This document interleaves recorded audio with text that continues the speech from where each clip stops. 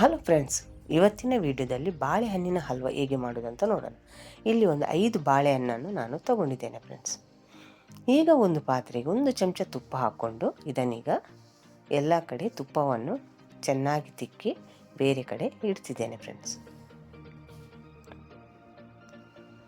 ಈಗ ಒಂದು ಪಾತ್ರೆಗೆ 1 ಕಪ್ಪಷ್ಟು ಬೆಲ್ಲವನ್ನು ತಗೊಂಡಿದ್ದೇನೆ ಫ್ರೆಂಡ್ಸ್.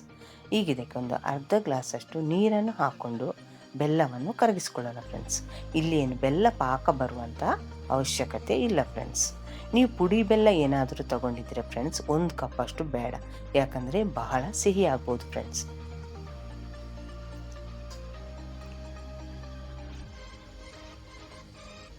ಫ್ರೆಂಡ್ಸ್, ಈ ಚಾನಲ್ಗೆ ಹೊಸಬರಾದರೆ ಈ ಚಾನಲನ್ನು ಸಬ್ಸ್ಕ್ರೈಬ್ ಮಾಡ್ಕೊಳ್ಳಿ. ಬೆಲ್ ಐಕಾನನ್ನು ಆಲಲ್ಲಿ ಸೆಟ್ ಮಾಡಿದರೆ ನಾನು ಮಾಡೋ ವಿಡಿಯೋ ನಿಮಗೆ ನೋಟಿಫಿಕೇಷನಲ್ಲಿ ಬಂದುಬಿಡುತ್ತೆ ಫ್ರೆಂಡ್ಸ್. ಈಗ ಬೆಲ್ಲವನ್ನು ಚೆನ್ನಾಗಿ ಕರಗಿಸ್ಕೊಂಡಿದ್ದೇನೆ, ಇಷ್ಟಾದರೆ ಸಾಕು ಫ್ರೆಂಡ್ಸ್. ಈಗ ಇಲ್ಲಿ ಮತ್ತೊಂದು ಪಾತ್ರೆಗೆ ಒಂದು 3 ಟೇಬಲ್ ಸ್ಪೂನಷ್ಟು ತುಪ್ಪವನ್ನು ಹಾಕ್ಕೊಂಡಿದ್ದೇನೆ ಫ್ರೆಂಡ್ಸ್. ಈ ತುಪ್ಪಕ್ಕೆ ಗೋಡಂಬಿ ಮತ್ತು ಬಾದಾಮಿಯನ್ನು ಪುಡಿ ಮಾಡಿಕೊಂಡು ಈ ತುಪ್ಪದಲ್ಲಿ ಹುರಿತಿದ್ದೇನೆ ಫ್ರೆಂಡ್ಸ್. ಈಗ ಹಬ್ಬದ ಸೀಸನ್ ಆಗಿರುವುದರಿಂದ ಹಬ್ಬಕ್ಕೆ ಬೇಕಾದ ಸ್ವೀಟ್ಗಳನ್ನು ನಾವು ಮಾಡಬೇಕಲ್ವ ಫ್ರೆಂಡ್ಸ್. ಅದಕ್ಕೆ ಈ ರೀತಿಯೂ ನೀವು ಟ್ರೈ ಮಾಡಿ ಹೇಗೆ ಬಂತು ಅಂತ ನನಗೆ ಕಮೆಂಟ್ ಸೆಕ್ಷನಲ್ಲಿ ತಿಳಿಸಿ ಫ್ರೆಂಡ್ಸ್. ಈಗ ಈ ಸಪ್ರೇಟಾಗಿ ಗೋಡಂಬಿ ಮತ್ತು ಬಾದಾಮಿಯನ್ನು ತೆಗೆದಿಡ್ತೇನೆ ಫ್ರೆಂಡ್ಸ್. ಈಗ ಅದೇ ತುಪ್ಪಕ್ಕೆ ನಾನು ಮಿಕ್ಸಿ ಜಾರ್ನಲ್ಲಿ ಬಾಳೆಹಣ್ಣಿನ ಪೇಸ್ಟನ್ನು ಮಾಡಿಕೊಂಡಿದ್ದೆ, ಅದನ್ನೀಗ ಹಾಕ್ಕೊತಿದ್ದೇನೆ ಫ್ರೆಂಡ್ಸ್.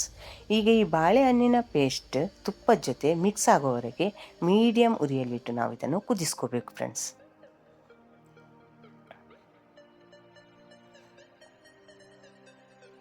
ಈಗ ನಿಮ್ಮ ವಿಡಿಯೋದಲ್ಲಿ ನೋಡ್ತಿರ್ಬೋದು ಫ್ರೆಂಡ್ಸ್, ತುಪ್ಪ ಬಾಳೆಹಣ್ಣಿನ ಪೇಸ್ಟ್ ಜೊತೆ ಚೆನ್ನಾಗಿ ಮಿಕ್ಸ್ ಆಗಿದೆ. ಈಗ ನಾನು ಕರಗಿಸಿಟ್ಟಿರುವಂಥ ಬೆಲ್ಲವನ್ನು ಒಂದು ಸ್ಟೀಲ್ ಸ್ಟೇನರಲ್ಲಿ ಸೋಸಿ ಹಾಕ್ಕೊತಿದ್ದೇನೆ ಫ್ರೆಂಡ್ಸ್. ಈಗ ಬೆಲ್ಲ ಪಾಕ ಹಾಕಿದ ಮೇಲೆ ಚೆನ್ನಾಗಿ ಇದನ್ನು ಮಿಕ್ಸ್ ಮಾಡ್ಕೊಳ್ಳೋಣ ಫ್ರೆಂಡ್ಸ್.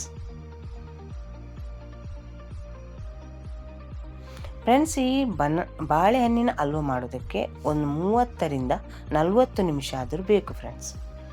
ಈಗ ನಿಮಗೆ ಕಾಣ್ತಿರ್ಬೋದು ವಿಡಿಯೋದಲ್ಲಿ ಚೆನ್ನಾಗಿ ಕುದೀತಿದೆ. ಇದಕ್ಕೆ 1 ಚಮಚದಷ್ಟು ತುಪ್ಪವನ್ನು ಹಾಕ್ಕೊಂಡು ಚೆನ್ನಾಗಿ ಮಿಕ್ಸ್ ಮಾಡ್ಕೊತಿದ್ದೇನೆ ಫ್ರೆಂಡ್ಸ್. ಈ ಬಾಳೆಹಣ್ಣಿನ ಪೇಸ್ಟ್ ನಿಧಾನಕ್ಕೆ ಗಟ್ಟಿಯಾಗುತ್ತೆ ಬರುತ್ತೆ ಫ್ರೆಂಡ್ಸ್. ಆವಾಗ ನಾವು 1 ಚಮಚದಷ್ಟು ತುಪ್ಪವನ್ನು ಹಾಕೋಬೇಕು.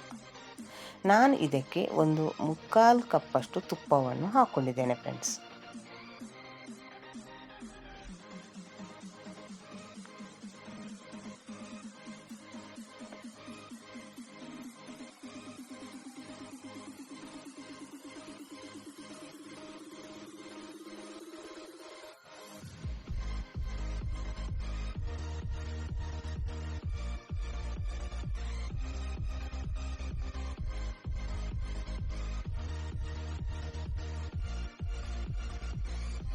ಈಗ ಇದಕ್ಕೆ ಅದಕ್ಕೆ ಬಂದ ಮೇಲೆ ಸಕ್ಕರೆ ಜೊತೆ ಏಲಕ್ಕಿಯನ್ನು ಹಾಕಿ ನಾನು ಪುಡಿ ಮಾಡ್ಕೊಂಡಿದ್ದೇನೆ ಫ್ರೆಂಡ್ಸ್. ಅದನ್ನೀಗ ಇದನ್ನು ಸೇರಿಸ್ಕೊತೇನೆ ಮತ್ತು ಇದ್ರ ಜೊತೆನೇ ಗೋಡಂಬಿ ಮತ್ತು ಬಾದಾಮಿಯನ್ನು ತುಪ್ಪದಲ್ಲಿ ಹುರಿದಿರುವುದನ್ನು ಕೂಡ ಇಲ್ಲಿ ನಾವು ಸೇರಿಸ್ಕೋಬೇಕು ಫ್ರೆಂಡ್ಸ್. ಆಮೇಲೆ ಗಟ್ಟಿ ಆದಮೇಲೆ ಹಾಕ್ಕೊಂಡ್ರೆ ಅದು ಒಂದೇ ಕಡೆ ಹೊಂದ್ಕೊಳ್ಳುತ್ತೆ ಫ್ರೆಂಡ್ಸ್. ಅದಕ್ಕೆ ಅದ ಇರುವಾಗಲೇ ಬಾದಾಮಿ ಮತ್ತು ಏಲಕ್ಕಿ ಪುಡಿಯನ್ನೆಲ್ಲ ಈಗಲೇ ಹಾಕ್ಕೊಂಡು ಚೆನ್ನಾಗಿ ಮಿಕ್ಸ್ ಮಾಡ್ಕೊಳ್ಳೋಣ ಫ್ರೆಂಡ್ಸ್. ನಾನು ಯಾವ ಹದ ಬರಬೇಕಂತ ನಾನು ನಿಮಗೆ ವಿಡಿಯೋದಲ್ಲಿ ಪರ್ಫೆಕ್ಟಾಗಿ ತೋರಿಸ್ತೇನೆ ಫ್ರೆಂಡ್ಸ್. ನೀವೆಲ್ಲೂ ವಿಡಿಯೋವನ್ನು ಸ್ಕಿಪ್ ಮಾಡದೆ ನೋಡಬೇಕು ಫ್ರೆಂಡ್ಸ್.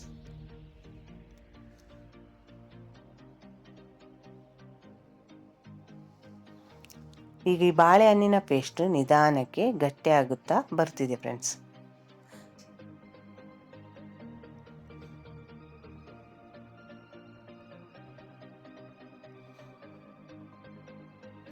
ಕೈಗೆ ಸ್ವಲ್ಪ ಕೆಲಸ ಜಾಸ್ತಿ ಅನಿಸಿದರೂ ಬಾಯಿಗೆ ಅಂತೂ ತುಂಬ ರುಚಿಯಾಗಿರುತ್ತೆ ಫ್ರೆಂಡ್ಸ್.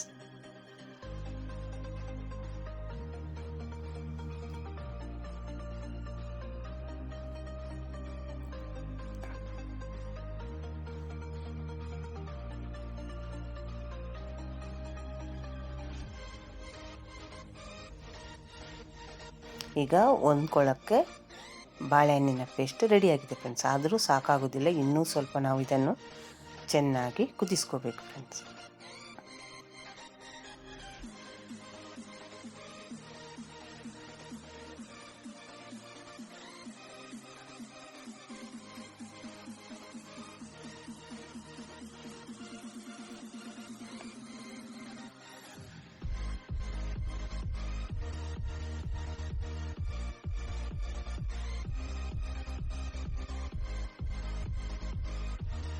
ಈಗ ಬಾಳೆಹಣ್ಣಿನ ಪೇಸ್ಟು ನಿಧಾನಕ್ಕೆ ಪಾತ್ರೆಯನ್ನು ಬಿಟ್ಕೊಳ್ಳೋದು ನೀವು ನೋಡ್ತಿರ್ಬೋದು ಫ್ರೆಂಡ್ಸ್.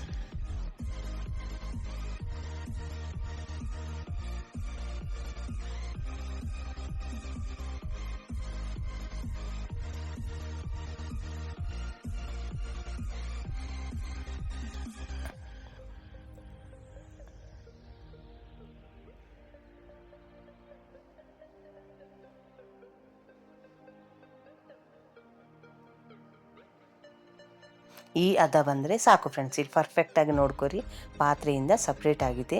ಈಗ ಇದನ್ನು ನಾನು ಮೊದಲೇ ತುಪ್ಪ ಸವರಿರುವಂಥ ಪಾತ್ರೆಗೆ ಎಷ್ಟು ನೀಟಾಗಿ ಹಾಕ್ಕೊತಿದ್ದೇನೆ ಅಂತ ನೀವು ನೋಡ್ತಿರ್ಬೋದು ಫ್ರೆಂಡ್ಸ್. ಪಾತ್ರೆಗೆ ಎಲ್ಲೂ ಅಂಟ್ಕೊಳ್ಳದೆ ಅದು ಜಾರ್ಕೊಳ್ಳೋದನ್ನು ನೀವು ನೋಡ್ತಿರ್ಬೋದು ಫ್ರೆಂಡ್ಸ್.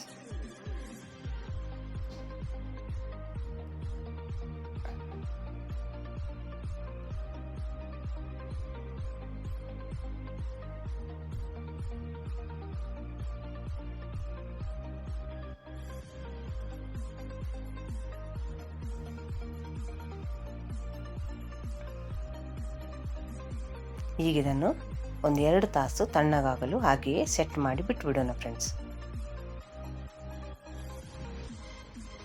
ಈಗ ನೀವು ವಿಡಿಯೋದಲ್ಲಿ ನೋಡ್ತಿರ್ಬೋದು ಫ್ರೆಂಡ್ಸ್, 2 ತಾಸು ಆದಮೇಲೆ ಈ ರೀತಿ ಗಟ್ಟಿಯಾಗಿದೆ. ಈಗ ಇದನ್ನು ಒಂದು ಚಾಕುವಿನ ಸಹಾಯದಿಂದ ಸೈಡಲ್ಲಿ ಸ್ವಲ್ಪ ಅದನ್ನು ಬಿಡಿಸ್ಕೊಳ್ಳೋಣ ಫ್ರೆಂಡ್ಸ್. ಈಗ ಇದನ್ನು ಒಂದು ಪ್ಲೇಟ್ನಲ್ಲಿ ಹಾಕಿ ತೆಗಿತಿದ್ದೇನೆ ಫ್ರೆಂಡ್ಸ್. ಈಗ ನಮಗೆ ಬೇಕಾದಂತಹ ಬಾಳೆಹಣ್ಣಿನ ಹಲ್ವ ರೆಡಿಯಾಗಿದೆ ಫ್ರೆಂಡ್ಸ್. ಈಗಿದು ಇನ್ನೂ ಸ್ವಲ್ಪ ಬಿಸಿಯಾಗಿರುವುದರಿಂದ ಇದಕ್ಕೆ ಒಂದು ಕಟ್ ಮಾರ್ಕನ್ನು ಹಾಕ್ಕೊಳ್ಳೋಣ.